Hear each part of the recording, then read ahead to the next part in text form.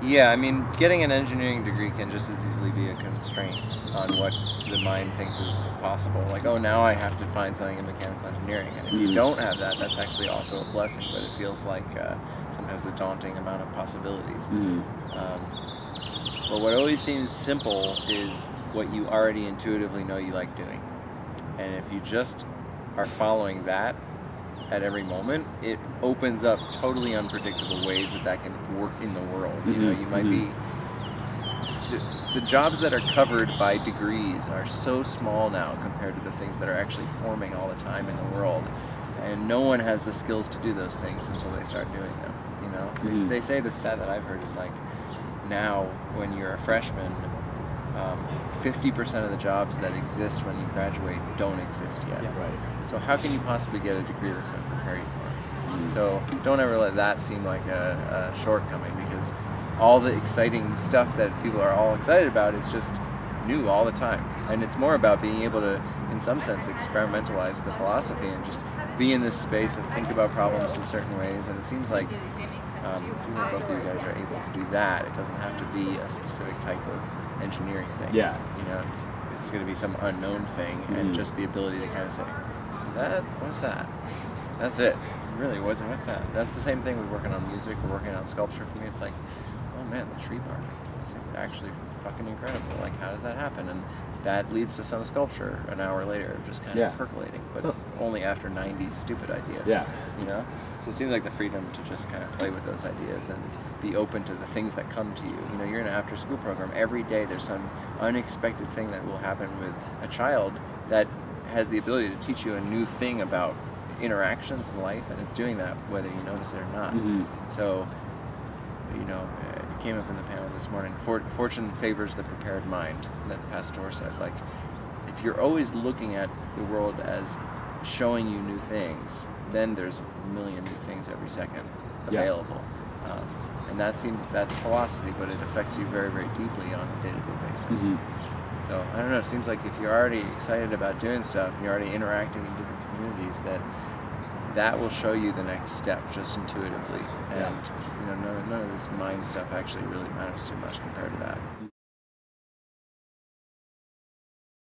It is. It might be worth knowing that model started 150 years ago in Prussia, and the idea was that there were all these jobs, crafts jobs. You had to make metals and do woodworking and all that kind of stuff. And so all those jobs were known.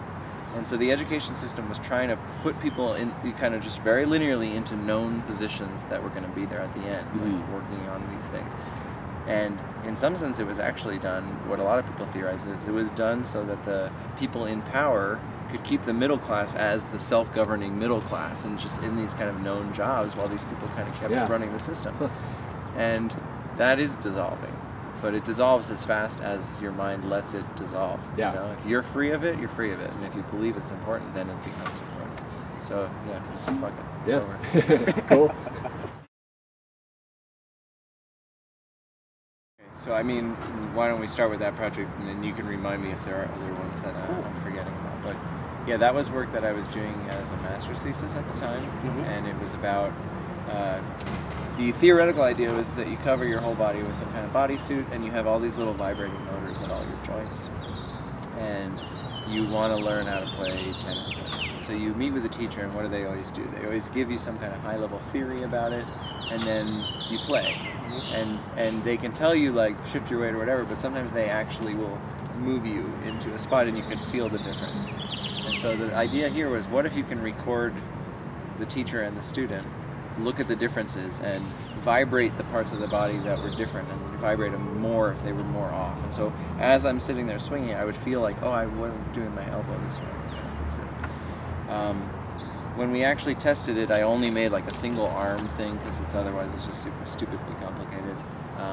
Single arm thing, just doing kind of arbitrary movements. And that's really beautiful, like, for theory, but it doesn't actually apply well in practice. So we showed that in the theory, you can accelerate learning by like 30%, and people can do much more accurate copies of motion. Trying to think about how that applies to something like a golf swing is really fucking hard, because the important thing is that the end effector and how it moves to the respect of the golf ball. My angles are going to be totally different than every other body's angles to make that happen. And that's the real hard problem. You can't just like take your body and map it onto me. I'll look like, I'll hit the ground every time. So I kind of did it as a proof of concept. I was really into it, and still am really into the idea of how feedback can accelerate learning. And there's all this evidence, even from the 40s and 50s, that says if you get feedback about your performance within 1 second of the performance itself, the movement or anything, you learn exponentially faster than if you have no feedback or delayed feedback. And so I think there's some power in that, but we kind of just did a proof of concept and never really solved the really tricky problem of how do you map a body. That said, there's other ways that can go. You know, that was using really complicated tracking systems, and now that's going to be really cheap with Connects and all the new technologies that are coming out to do that cheaply. But I think there's even much more simple ways to see that in action. We have all these internal judgments about ourselves that we don't notice that try to tell us we have to push things one way or another. And just noticing those things frees you from them. Just noticing that you believe that you have to do something a certain way and letting go of the belief frees you from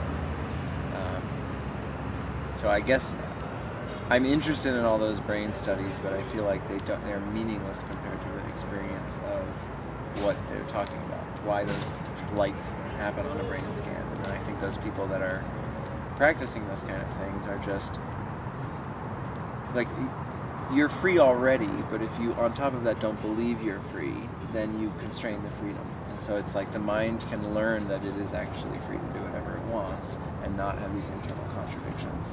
And yeah, that seemed like it would show up on a brain scan, because there's so many circuits. If you actually stop to notice it, you think about the same thing like 99% of the time. It's like whatever your issue is, it's a relationship or a job. We were just talking about a job. Job's probably on the mind a lot. So there's always some story, there's always some dialogue, and it's like, it's never actually what's happening. It's always some analysis in the background about what this is going to lead to for what I'm worried about. And the story is different for everybody, but it's like, oh, just noticing that there's a story and that I learned that story from elsewhere because of all these things and institutions around me. Suddenly you become free of them. As soon as you believe you're free. Even the idea of getting in control of what the mind's doing is a story. And when you believe it, then you believe that you have to meditate for 4,000 hours to achieve this state where you're free. You just let go of the belief that you're not free, then you're actually just free right now. And so I got out of this mystic that I always refer to because he has just great metaphors for this kind of stuff. He says, and we'll unpack this statement, but he says, first you see yourself in a cage surrounded by tigers. Then you see yourself outside the cage and the tigers are on the inside. Then you ride the tigers. How do you unpack that in like modern speak? Right? You start to engage in this process and you start to realize you're in a prison. You just believe all these things and it's just constraining everything. And it actually starts to almost feel worse when you start to become aware of that, because you're like, those things have been affecting you the whole time, but you just haven't noticed. And so you start to notice that you're just totally limiting your experience of life based on things that you've been taught, or things that you believe, which are the subconscious sense. When you start seeing them more and you see yourself as just the subject that's watching all these stories go by, suddenly they're in the prison. You start to see that they are just this thing and they can't really touch you at all. And once you're comfortable with the fact that they can't touch you, then you're okay with really being there with them, being with the fears as they come up, going into a situation knowing it's going to bring fear up.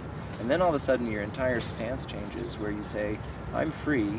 This stuff has to come out for me to be free of it, but it doesn't mean I'm not going to go in toward the fear. And suddenly you ride the fear. And so this transition, all of that can happen in 2 seconds if you believe it. And it just seems to be, how quickly can you just let yourself let go of the fact that you aren't free?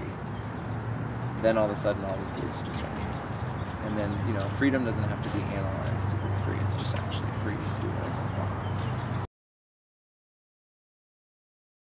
Sometimes it feels like the mind thinks that first the palate has to be cleansed and then you'll be in a state of peace. No, you're done as soon as you're in a state of peace while that shit's going on, while the fear is there and all the shit's coming out. The protracted process might change in the mind, but as long as you believe that that's the primary thing, then you put yourself in timing. You put yourself, this future thing is going to be free, and that's exactly what the definition of prison is the belief that you have to do something else to be free. So just kind of seeing the contradiction of it unravels itself, you know. But honestly, to me, it always comes back to the same thing. You are not those things because you are perceiving them. And you just have to, every time something comes up, it reminds you that you must be there as the subject. It's watching this thing come up and go away. You're still there. Another thing comes up and goes away. You're unchanged in that process. You know, in order to perceive change, you have to see it from a perspective that's not changing. If you were changing, you couldn't perceive the change. It would move against you. So the fact that those things come up and go away constantly reminds you that they aren't you, as long as you enter the possibility that they are you. They're just not taught often. So the challenge of our time seems to be being in this kind of environment that teaches you all these critical things. That it makes you believe, it makes the mind believe that it has to do those things. But when you just see that, it's a trump card. You immediately see that it's false relative to the fact that you're listening to those beliefs. Totally. So neti neti means not this, not that, right? And so it's this very this really powerful practice. It just anything comes up. It can be a feeling in your foot. It can be a feeling of anger. It can be a thought. It can be a vision. All those things remind you that you're the thing watching.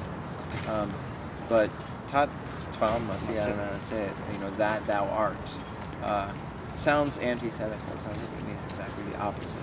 It's something that you just are.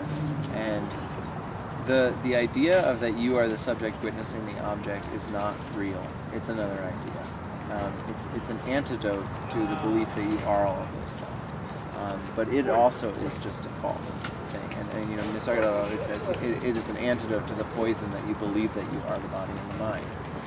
Once those beliefs go away, then even the belief that you are the witness kills itself, kind of goes away. And then there's just like all of us know moments where we're just not thinking about anything, there's just the thing is happening. Why doesn't that happen all the time?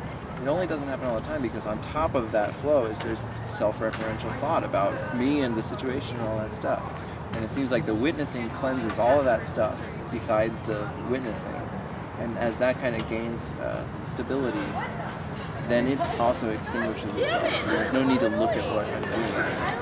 You just go, just do what you're doing. So it's something worth treating as an experiment, where you don't have to believe it's even true. You just have to see, well, relative to what I believed before, it's definitely closer to the truth because I just let go of something false. And you let go of all the false stuff, and it might not be explicable by the mind what is true, but you're all of a sudden free nonetheless. You don't care if you don't feel like that. Maybe that's how it's supposed to be. I'm not sure. What starts to be weird is that you start to say, wait a second, I can't actually find myself. Mm-hmm. I'm not the body, I'm not the mind, I'm not any of these things. Where the fuck am I? Yeah, an uncomfortable thought. Uncomfortable. All of these thoughts and stuff are there to try to protect you, to try to say, this is the way the world works, this is what you have to do. So the relinquishing of all of them brings up fear. It's just that's how it works. When you're a baby and you don't have food, you don't know that there is ever going to be food. You see the terror that happens when the baby's hungry. It's not like, I know I'll get food eventually. It's like, this is life and death. Everything is black and white. And it seems like as these things come out, there's at least the perception that there's all this fear, you know, and it gets darker and darker because it gets back to this question like, oh, what does it mean for me to not even be here at all, to permanently be extinguished? And that's the intense fear. But that's a fear that the mind is interpreting. It's just making up this thing about, what if I'm not here? What if I'm not here? What if I'm not here? And then suddenly the mind's not there anymore, and everything's fine. Yeah. And it's just was the mind's attitude about what was going to happen. It's crazy, but every time there's fear, well, however dark and deep it is, it reminds you that you're not the fear. It reminds you that you're the thing watching it. How is there a fear? How do I know there's fear? Well, it's because I'm perceiving it. That's very cool. Instantly detached, you know, or disidentified from it. What every great teacher that I've ever read has always said is, once you are beyond those fears, you will know exactly what to do to help the world. But when you're constrained by them, everything that you are doing to try to help the world is actually just trying to help yourself get over those fears. And It doesn't mean stop doing anything, but you know, it's valuable to give yourself time to understand what's going on inside. And then you may find that all of those questions don't actually make any sense. All the questions about purpose and meaning and saving the world and global consciousness, like the idea of achieving a global consciousness makes the assumption that we're not already a global consciousness. That there's actually these separate things that have to feel the unity, when if we're actually one thing, it's just a bunch of false beliefs that say otherwise that will go away. But how will they go away? Will they go away by a mind giving a new concept to somebody about getting mindless or feeling globalness, or will it be because an individual mind dissolves and it's not swayed by that stuff, and that just infiltrates all the interactions? All of a sudden, every time that mind and another mind interact, there's just a feeling of that freedom, and that's what's transmuting, and the words make no fucking difference. All the stuff that we're talking about doesn't actually matter at all if it doesn't transmute into a change of where attention is. That's a big problem. If you want to say problems, it's a big problem with industrialized education. It's that you believe that the facts are the important thing, and it never even talks about your state of being, your state of experience. It's off the radar. What does that fucking matter? You know, you ask a physicist, what's consciousness? Oh, I can't really study that. Yeah. There's so many paradoxes about the idea about helping the world. There's so many paradoxes that are unasked. You know, like one of them that always comes to mind is like, if you asked an ant, what would be the best thing humans could do to save the world? The ant would say, kill themselves. Yeah. Because that's the easiest way for all the rest of the species on the planet to benefit. That would be the most utilitarian thing to do. Yes. For every other species, right? Every other species will thrive. You know, if all the ants go extinct tomorrow, every other land species on the planet will be dead in 2 years because they're so fundamental. Humans are just kind of scraping it. You know, anyway, there's no reason to go into the details of that. The point is, it's all perspective. And if your perspective is, I'm this guy in this dangerous, separate environment, I gotta find my way, and what am I gonna do? Then that's the whole view is based on separation in the first place. And how can that ever get us beyond the feeling of separation? If instead, when I look around, I actually feel like, you know, when you fall in love and you romantically and you feel like there's actually some kind of, you're more like there's one entity all of a sudden. You actually start to feel like that is you. It's on the outside of the skin, but it's a definition that I now call me. And we do this with nation states. This is, you're Americans, you're not. And that's where all the war comes from. So what happens if all these self-limiting thoughts go away and you actually see the entire thing literally as an experience? This is all me. There's no danger because there's no death, because this is just an evolutionary thing that's always changing. And there's just no meaning to the thought that there is a separate thing called the world. And all of a sudden, everything seems dictated by love instead of dictated by the mind trying to change stuff. You know, it's like, how can the idea of trying to change stuff actually bring us to a state of peace? It's like, that's cool. Well, I like that Rumi, I forget how you pronounce it. The Rumi quote that goes along the lines of, I thought I was so wise yesterday, I was trying to save the world. Today I'm wiser, I wanted to fix the world, but today I'm wiser. Like, instead of working on the world, working on person. But I guess that would be different from what lost people talking about. well, it seems like it first takes hearing about it and this kind of mental stance of like, oh wait, let me look at what's going on here. And that does seem still necessary for most minds that are stuck in kind of a belief system. So you learn that, and then you learn that even that idea is part of the falsehood. But it's not like, it's hard to think about how to skip the stage of like even noticing that you exist in the first place. Because I guess for so long I just looked outwards and felt like, and then when you look inwards or reflect, it's very interesting. What that experience. I always remember this line that Lao Tzu says in the Tao, where I'm paraphrasing that, the master leads by creating confusion in those who think they know. Ooh, I like that. And when you start to do this, and what am I pointing at now? That shift of attention is confusing. And that's a really good sign. It means you're actually pulling away from a belief structure. And if you're okay feeling the depths of that confusion, you can sit down one time and you get to the bottom of the confusion. But it's terrifying. It's a literal, pure feeling of terror to go into the abyss of where the fuck you are, which is really dark back there, watching even darkness. You know, there's something that's in there when you're in deep sleep, when there's no consciousness. There's something about you that's there before any conscious experience, and that's dark. Yeah, it's silent. It's unperceivable, but it is necessarily existing in order for you to wake up. So whether or not you can ever directly perceive it, you can become in touch with the fact that you are something that is beyond all of this perceivable stuff. And then you're free. It's just another movie. Well, some people, and I think it's true that women have an easier time than men. Some people can just feel that oneness and the connection of being the story. We learn so much that puts us further and further in this separate place that this witnessing thing is like, well, if you already feel that separateness, go even further in that direction of separateness to figure out if it's real. In Zen, they just say, sit here until you feel one with the universe, but it seems like a lot of people just trying to do that, there's too much mental stuff, mental clouds in there to do it. So the witnessing thing is, it's like go in the opposite direction and get to the same exact spot. See all the clouds so that they disappear and then the sun is visible, but it was always out in the first place. Is that kind of like the idea of Wu Wei and Taoism, doing the least amount of effort to accomplish what needs to be done? That's my understanding of that concept. Wu Wei, like a Aikido. You're using your opponent's energy against them, you know? Almost doing that, like just letting go, like go with the easiest saying, go with the flow. yeah. Just don't worry, be happy. All these things like these guys are always saying, you're like, oh yeah, great, don't worry, be happy. But he's actually saying, don't worry, be happy. Which is so tough to do. It's tough. From the mind's perspective, it's impossible. Because it is the extinguishing of the mind.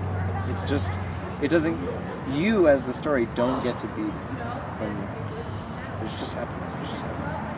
The thing that thinks about how to get to happiness is the only thing covering happiness.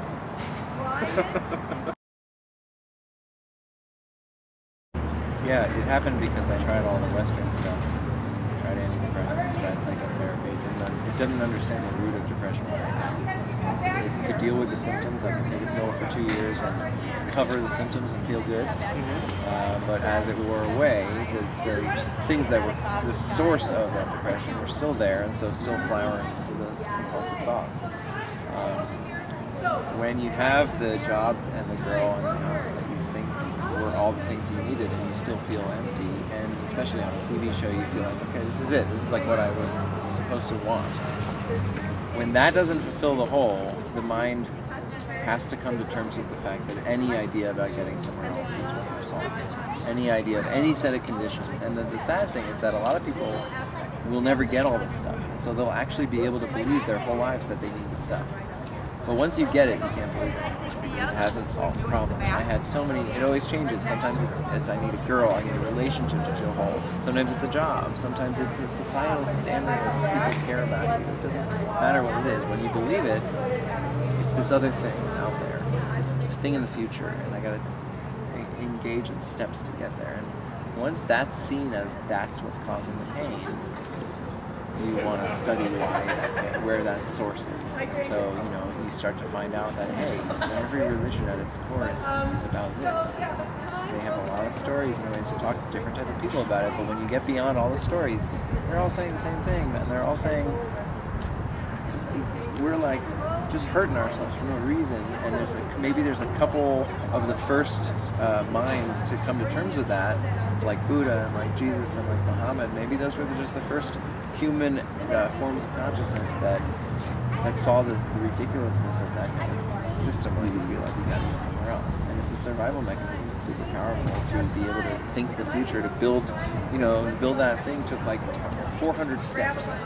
None of them did anything until all 400 were engaged. So until you're an animal that can actually lay out a whole plan, you can't do anything like that. You can't build a tool. A tool's not useful when you're building a tool. You know, it enables this amazing power. And so of course it just got out of control. It just gets to the point where you just can't stop thinking about stuff. And that's when you lose touch with the fact that you're at peace with it. That it's always just sitting there. It's we'll see what happens. Yeah. You know, it seems like technology is always something that can be used in different ways. You know, they say a hammer can build a house or it can bash a skull. Yeah.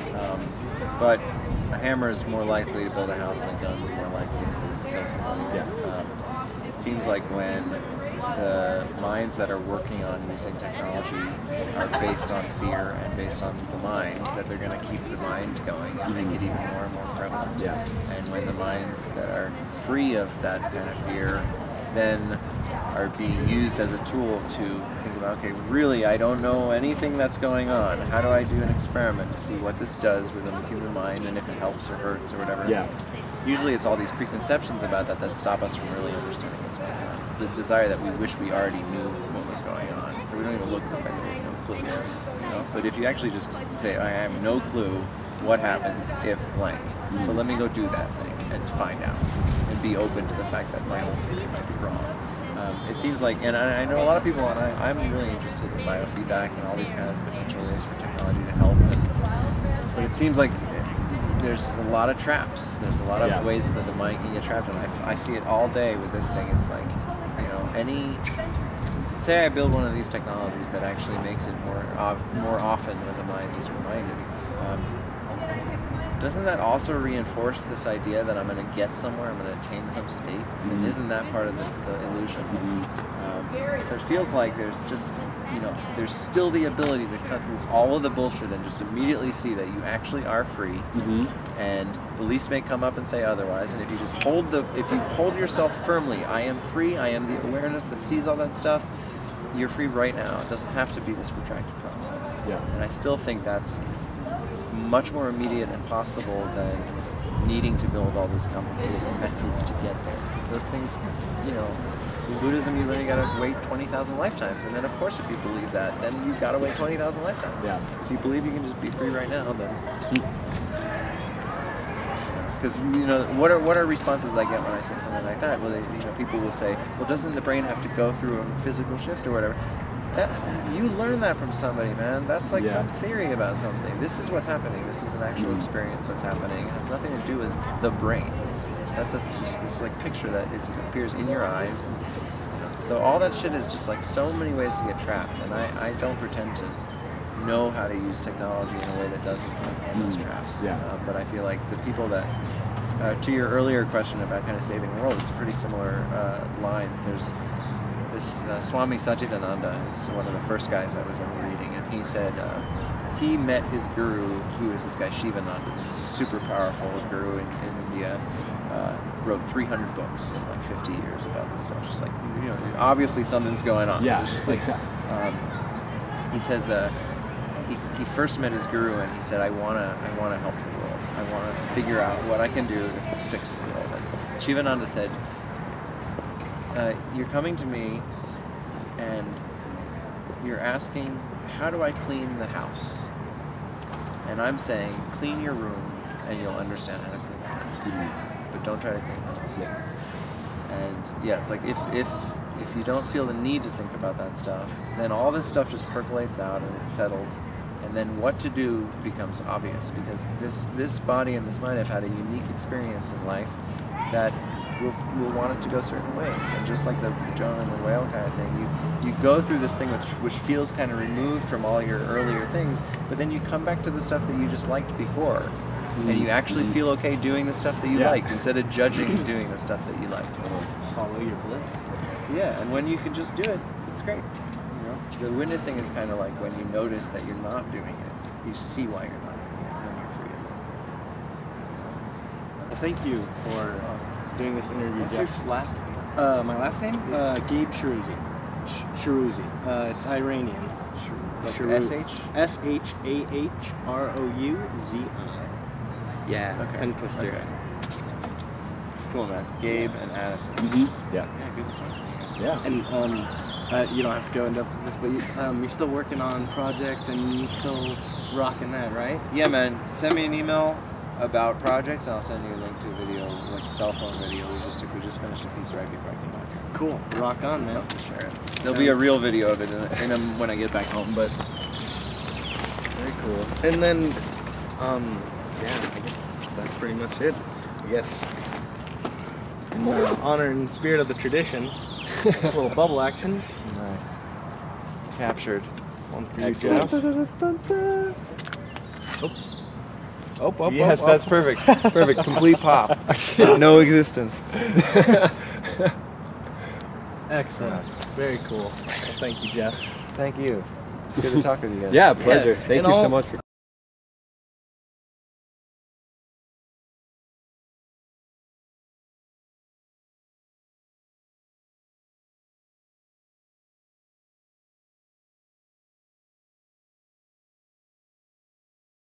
One of them is imagine, and there's a company that's trying to do this now.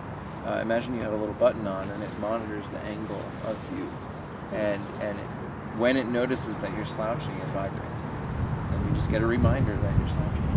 You know, usually you're slouching for 5 hours before you notice it because you notice pain. Yep. So if this thing tells you in 2 seconds, you just undo the habit because you just don't follow the habit.